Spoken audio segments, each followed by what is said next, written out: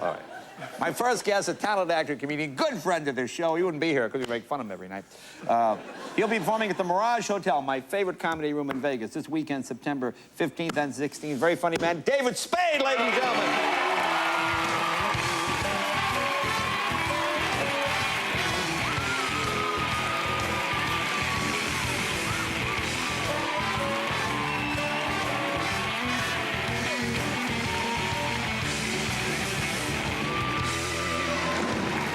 Friend. Good to see you, Jay. So did you go to the Emmys last night? Were you there? I did not go to the Emmys, but I heard all about it. And now your friend. I've been to the Emmys before. Yeah. Was up for an Emmy, accidentally, a few years back.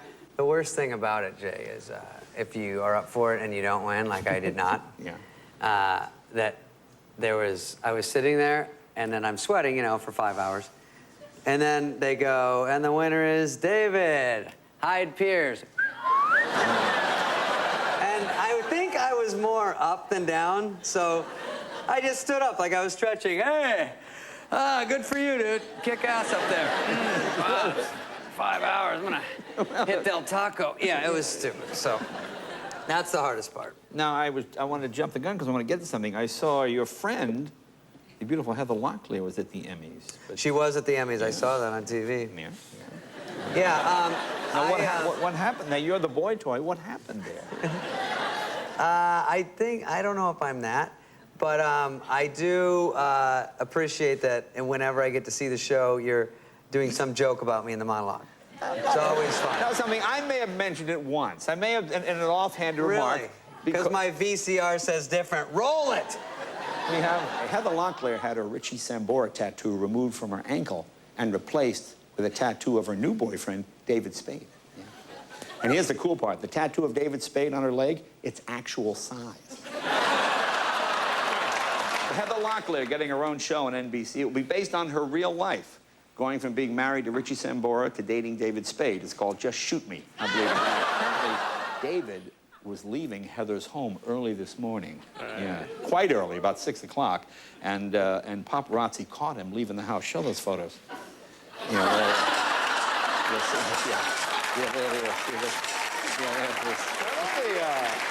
I love those jokes. I actually like that one. No, you're way out of line. No, but see, your standing in the guy community has gone way up.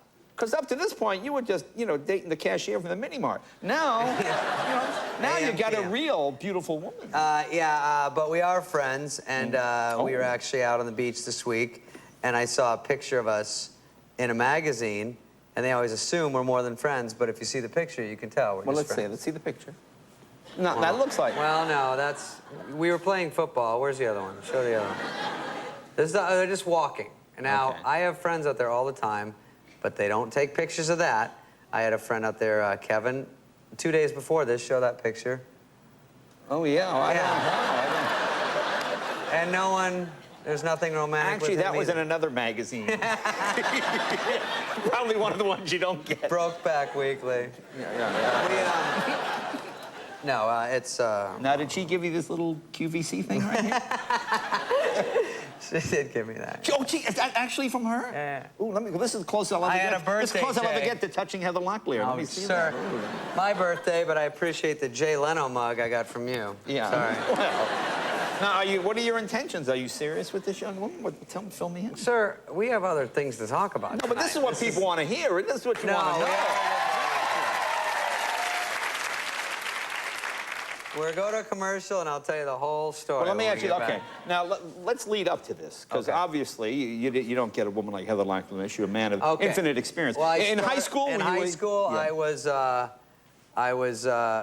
on TV, so I wasn't doing well. Wait, we have your high school picture. Do we have to put that up? Oh. Wow, hey, not bad. Hey, he's a good kid. You look like John Mark Carr in that picture. Carr looks like Ed Grimley. He does, doesn't he? So, he got the pants up here. I know, he's got no bones in his body. They're pushing him around.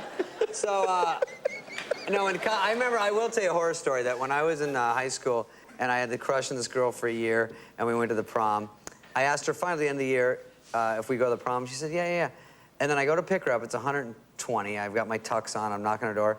And she's not answering. Then I hear, a Camaro pulls up front with a dude. She Frenches him, jumps out in her tennis outfit.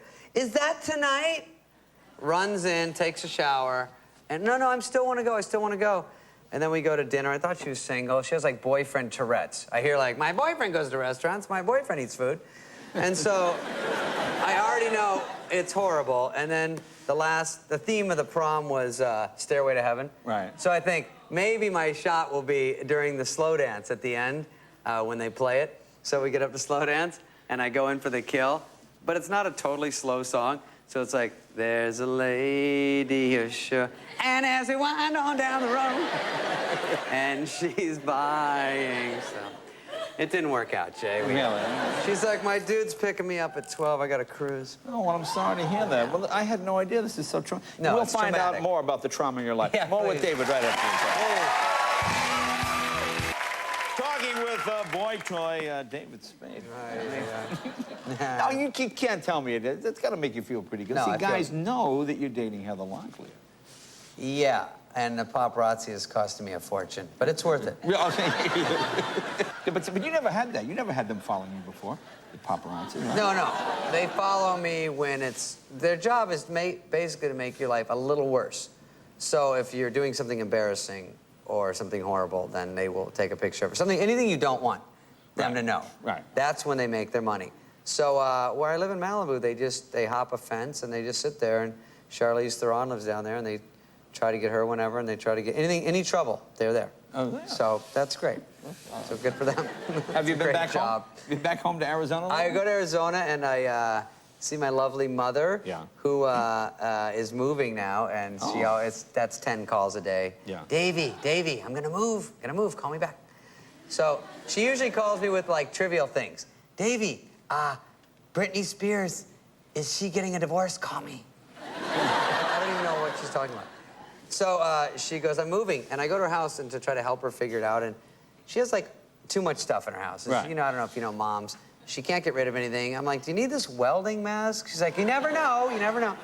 So she has like a big couch that's touching the desk, and I go, where do you shop? Clutter City? There's literally like 5 million things in there, and dolls everywhere, and I go, no one likes dolls. Like when you go to look at a house, you go, and the dolls. So she goes, I'm moving up here, and I've got the dogs. Let's worry about the dogs. Okay. She has 2 dogs. All right. So now whenever I see her, it's all about the dogs. Her whole life is, I go, you want to go to lunch? And she's like, ooh, what are the dogs going to do? I go, well, they can come. And she goes, well, they don't like that place. Where else can we go? I go, Mom. And she goes, but I'm going to leave them. I can't leave them for more than 2 hours because they go crazy. I go, Mom, when I was a kid, you left me for 8 hours straight at a time. Like, you have no problem with that, and I'm a person. Right. So, so we drag him around, but the funny thing is, when we were kids, she used to, she was a single mother, so she had her hands full, but we lived in Arizona, and her trick to babysit us was, she'll hate this, is that she would drop us at one end of the desert. Us being how many? There was 3 boys. Okay. We were 10, 12, and 14. Right. Drop us at one end of the desert when she went to work, and pick us up 7 miles away at a Chevron when she got off. Right? Well, the idea was you had to trek your way Isn't through that excellent? But to kill time, we each had guns. Gun. Yeah. So Real guns or I'm BB so guns? white trash, Joe Dirt. I had a gun. I had a .22 and I had a shotgun, and my brother had a pistol and a rifle, and he had like the total, like, you know, Billy the Kid, the ammo with the holster.